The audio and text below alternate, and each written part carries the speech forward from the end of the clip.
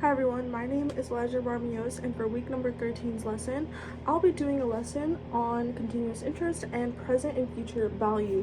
So in this video, we'll be covering key terms and also example problems, but I'm also going to be including equations that are really important to know in the context of what we will be covering today. So let's get started. Okay, so let's start off with the important definitions and context to what we're learning today. First off, is principal in financial context. So principal in financial context involves the initial amount of money that is invested or borrowed, and then we have future value, the value of an investment at a specific point in the future, considering the interest earned. Similar to future value, we have present value, which involves the current worth of a future sum of money or stream of cash flows given a specified rate of return. And then we also have continuous compounding, which is, best way to describe it would be a theoretical concept where interest is compounded an infinite number of times per year. So this means that at any given moment, the money is earning interest on itself. So it's adding up. And we also have to note continuous interest. Before we start my example problem, I do want to note some formulas that are really important to know. And yeah, so we have continuous interest. So that involves when interest is compounded continuously, which means that the interest is calculated and then added to the principal infinitely often. So this leads to the highest possible return for a given interest rate compared to a discrete compounding period, for example, annually, monthly, or daily. So this formula for continuously compounding is derived from the limit of the discrete compounding formula as the number of compounding periods tends to approach infinity. So the formula for a future value, aka FV, as I wrote right here, of an investment with continuous compounding is FV equals PE/RT. And you're wondering, what do all of these things stand for?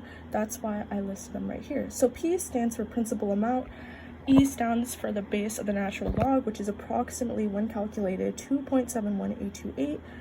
R stands for the annual interest rate, and T stands for the time and the money that is invested and borrowed in years. So now that we know all of this, we're going to also consider this, but we're going to look at this after, and then I'm going to explain why exactly that method works in this context, in the context of this problem. So let's get started on our example problem. So for our example problem, we're going to suppose that we invested $1,000 at an annual interest rate of 5%, which is compounded continuously. We ask ourselves, what will be the value of your investment after 10 years? So first off, we have to identify the given values. Let's look at the first value that I mentioned, which was 1,000. So that is the principal value. We're gonna shorten these terms by just using one letter references. So $1,000.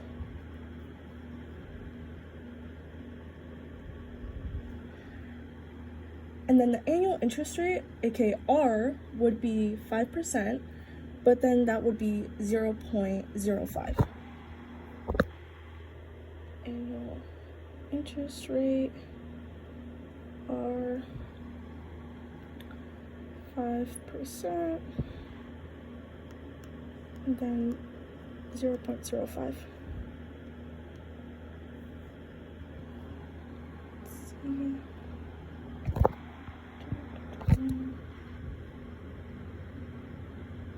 Oh goodness, I'm gonna have to, I was getting scared there. And then lastly, time, which is 10 years.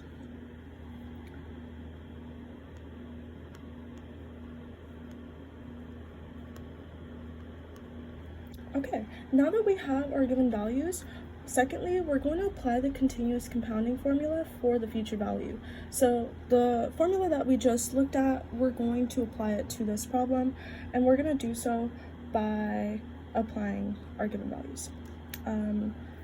So FV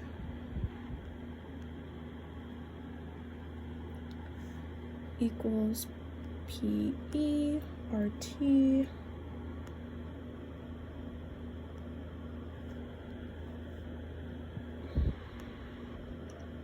just gonna leave it like that.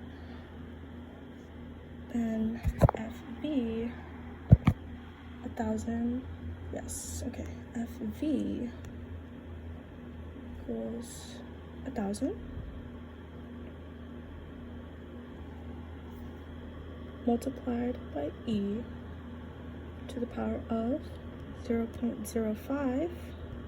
That kind of looks like a 6. We're gonna disregard that. That is not a 6. That is a 0 and 10. So after that, after we divide those, we end up getting FV equals 1,000 multiplied by E is to 0.5, to the power of 0.5.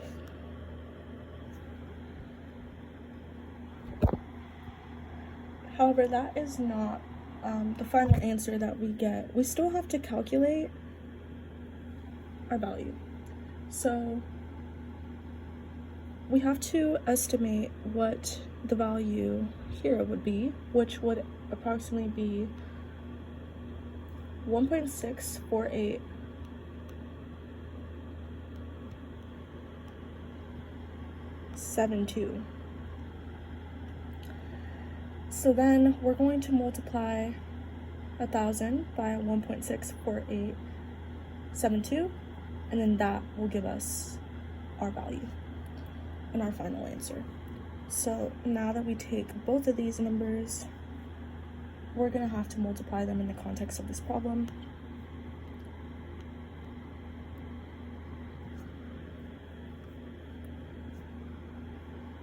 So 1,000 multiplied 1.64872, and then after we multiply both of these values, we end up getting 1648.72, and then we're going to interpret that answer in the context of this problem.